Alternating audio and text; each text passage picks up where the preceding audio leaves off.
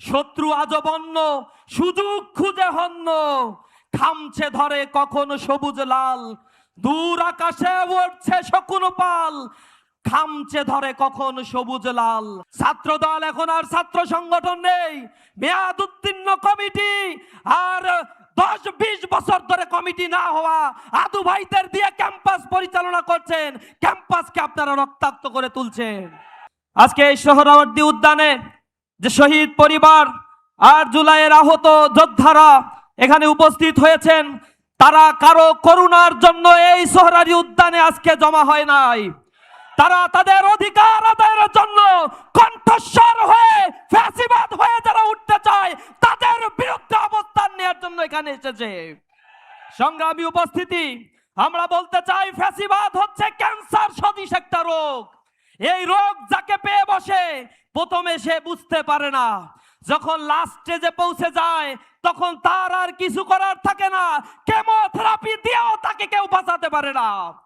আজকে যারা ফ্যাসিবাদ হয়ে উঠতে চাচ্ছেন, গণভোটকে অস্বীকার করছেন, মানবাধিকার কমিশনের অধ্যাদেশকে বাতিল করার মতো দুঃসাহস দেখিয়েছেন, গুম খুন অধ্যাদেশকে বাতিল করার জন্য পায়তারা করেছেন, ব্যাংক রেজুলেশন অধ্যাদেশ মডিফাই করে ফ্যাসিবাদের দালালদেরকে পুনর্বাসন করার চেষ্টা করেছেন, তাদের পরিণতি ঠিক আওয়ামী ফ্যাসিবাদের মতোই হবে।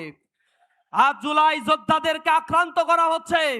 আমরা দেখেছি ঢাকা বিশ্ববিদ্যালয়ে, সেখানে জুলাইয়ের যারা সম্মুখে সারিতে থেকে নেতৃত্ব দিয়েছে, যারা তাদের রাজনীতি করার অধিকার ফিরিয়ে দিয়েছে, সেই জুলাই যোদ্ধাদের আওয়ামী দোসরদের নিয়ে এসে শাহবাগ থানার মধ্যে মাফ করে তাদের গায়ে হাত দেওয়া হয়েছে। প্রতিটি শিক্ষাঙ্গনকে তারা উত্তপ্ত করে তুলছে। চিটাগাং সিটি কলেজে আমাদের জুলাই যোদ্ধা ভাইদের উপরে আঘাত করা হয়েছে, পায়ের উপরে আঘাত করে তাদের পা দ্বিখণ্ডিত করার মতো দুঃসাহস তারা দেখিয়েছে। আমরা ধৈর্য ধারণ করছি।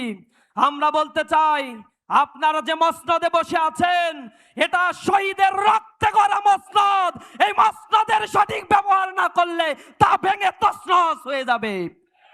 অনতি বিলম্বে আপনার পেটুয়া বাহিনী সন্ত্রাসী ছাত্র দলকে নিয়ন্ত্রণ করুন। ছাত্র দল এখন আর ছাত্র সংগঠন নেই, মেয়াদ উত্তীর্ণ কমিটি আর 10-20 বছর ধরে কমিটি না হওয়া আদু ভাইদের দিয়ে ক্যাম্পাস পরিচালনা করছেন, ক্যাম্পাসকে আপনারা রক্তাক্ত করে তুলছেন। আপনারা হয়ে গিয়েছেন এখন ক্রিস কোদাল চাপাতি বাহিনীতে পরিণত হয়েছেন। এই ছাত্র সংগঠনকে কাজে লাগিয়ে পুরো বাংলাদেশকে উত্তপ্ত করার চেষ্টা করেছিল ছাত্রলীগ।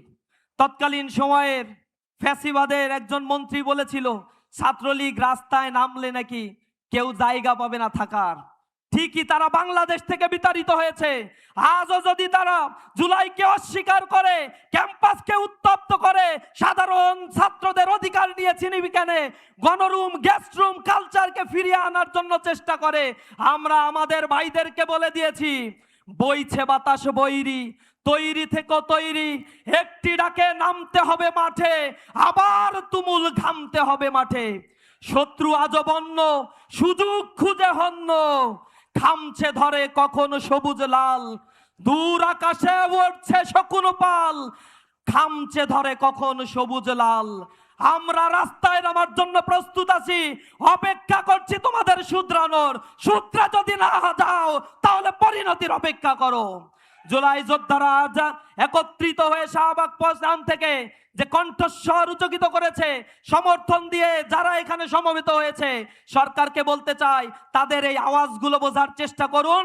অনতি বিলম্বে জুলাই সনদকে বাস্তবায়ন করুন, গণভোটের রায় বাস্তবায়ন করে বাংলাদেশকে একটি সমৃদ্ধ বাংলাদেশ গড়ার জন্য কাজ করুন। সরকারি দল বিরোধী দল মিলে কাঁধে কাঁধ মিলিয়ে কাজ করলে আমরা ছাত্র জনতা আপনাদের সহযোগিতা করব সোনার বাংলাদেশ গড়ে তোলার জন্য। সকলকে সেই বাংলাদেশ গড়ার স্বপ্ন দেখার জন্য উদাত্ত আহ্বান জানিয়ে আমার কথা শেষ করছি। আসসালামু আলাইকুম ওয়া রাহমাতুল্লাহি ওয়া বারাকাতুহু।